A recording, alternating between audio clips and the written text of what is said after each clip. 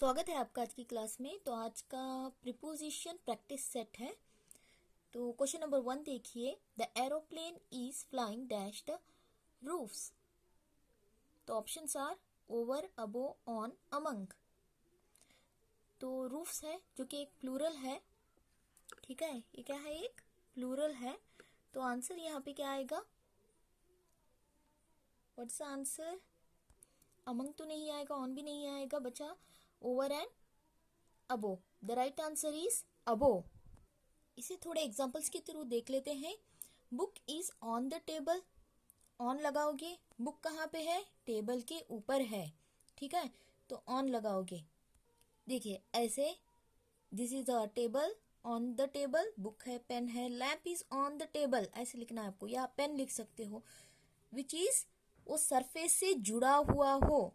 हाँ, सरफेस नहीं, वो टेबल की सरफेस से, जिसके ऊपर आप रख रहे हो उससे जुड़ा हुआ हो तो ऑन कहोगे। अबो, अबो कैसे बताओगे? फॉर एग्जाम्पल, ये हमारी विंडो है, विंडो के ऊपर क्लॉक है, तो कैसे बताओगे इसे? द क्लॉक इज, या आप ऐसे लिख लो, clock is above the window, यानी उसके ऊपर है, एग्जैक्टली उसके ऊपर है, ठीक है, अबो द विंडो। तो अबो का यूज आप ऐसे करोगे, एग्जैक्ट उसके ऊपर है, बट उसे लगा हुआ नहीं है, उसके ऊपर है, there is a gap in between. और एक एग्जांपल ले लेते हैं। ये अपना क्लाउड है, यहाँ पे इतने सारे बिल्डिंग्स या रूफ्स है, आप ऐसे कह सकते हो, buildings. There is a cloud above the roofs, ठीक है, या above the building.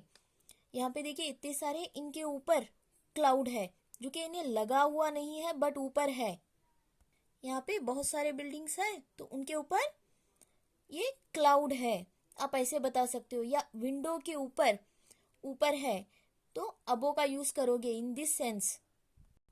I hope above आपको अब समझ में आ गया होगा कि यहाँ पे अबो क्यों आएगा, अबो द रूफ्स, ठीक है। अब देखते हैं question number 2, the aeroplane is flying. यहाँ पे फर्स्ट वाला ही देखिए, अबो द रूफ मतलब बहुत सारे रूफ्स हैं, उनके ऊपर से, छतों के ऊपर से एरोप्लेन जा रहा है, इसका मतलब। Second one, the aeroplane is flying dash the roof. ये क्या है? यहाँ पे सिंगुलर है। क्या है बेटा? यहाँ पे ये सिंगुलर है। तो the aeroplane is flying dash the roof. Dash the roof मतलब यहाँ पे क्या लिखेंगे हम? Over the roof.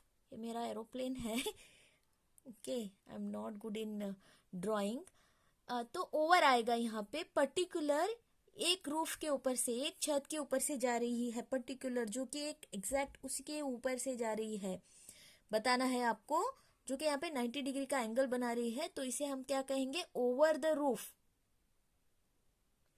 Option number D is the right answer. Question number 3 देखिए, his name comes dash mine on the list. उसका नाम आता है, हाँ, मेरे नाम के ऊपर लिस्ट में। तो यहाँ पे क्या आएगा?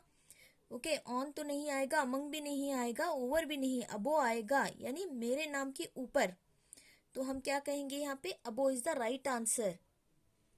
अब हम देखते हैं next, there is a mirror dash the sink. Okay, इसका मैंने ड्राइंग बना के बताया था। There is a mirror dash the sink, क्या आएगा यहाँ पे? Above the sink. Above is the right answer. इसका मैंने ऐसे कुछ बनाया था शायद। Okay, above the sink, sink के ऊपर, अबो बताने के लिए, ठीक है। Option number B is the right answer. अब एक बार ओवर देख लेते हैं। ऐसे नहीं, हाँ, ओवर, यहाँ पे देखिए ऐसे, पेड़ के ऊपर से होके, the bird is flying over the tree. ये बर्ड यहाँ से यहाँ तक उड़ता चला गया पेड़ के ऊपर से, यानी ओवर द ट्री कहोगे आप इसे। यहाँ से यहाँ चला गया, ओवर द रूफ, छत के ऊपर से चला गया। फिफ्थ वन देखिए, the water came dash over knees. Knees के ऊपर, ओके, घुटनों तक। तो यहाँ पे भी अबो आएगा, अबो इज द राइट आंसर। घुटनों के ऊपर आ गया है, तो आप कैसे बताओगे इसे? अबो।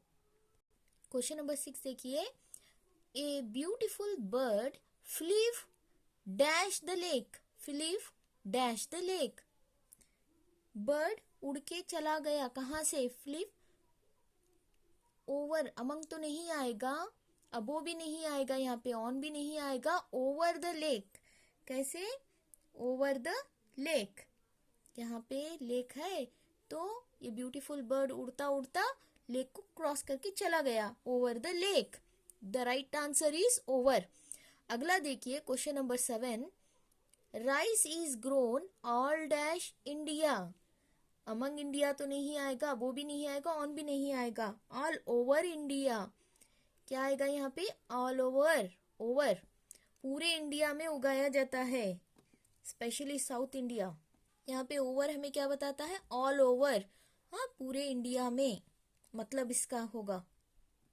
अगला देखिए question number 8, she arrived dash station dash 7 o'clock। यहाँ पे देखिए 2 फिल करने थे, यहाँ पे मैंने टाइपिंग में थोड़ी जल्दी कर दी। तो देखिए यहाँ पे शी अराइव्ड एट, एट क्या बताता है? Place and time. प्लेस और टाइम को बताने के लिए हम क्या लगाते हैं? एट लगाते हैं। Eight station at 7 o'clock। Station पे पहुंचे कितने बजे? 7 o'clock को, तो एट आएगा, यहाँ पे दोनों जगह एट आएगा। Okay, remember it. ये प्लेस और टाइम बताने के लिए क्या लगाओगे? एट लगाओगे। क्लॉक मतलब क्या है यहाँ पे? टाइम। एंड स्टेशन क्या है? प्लेस बताता है। क्वेश्चन नंबर 9 देखिए, dash advising me he gave me money. Okay, decide नहीं आएगा, विथ भी नहीं आएगा, ऑन भी नहीं आएगा, बिसाइड्स आएगा। बिसाइड्स का मतलब क्या है? के अलावा, उसने मुझे पैसे देने के अलावा एडवाइस भी दी। ठीक है, बिसाइड मतलब नेक्स्ट टू, ओके, बगल में, आपके बाजू में बिसाइड होगा। बिसाइड्स अगर आप यस लगाते हो तो इसका मीनिंग क्या आएगा? के अलावा, के अलावा। ओके, पैसे देने के अलावा उसने मुझे एडवाइस भी दी, तो बिसाइड्स। आइए अब देखते हैं क्वेश्चन नंबर 10।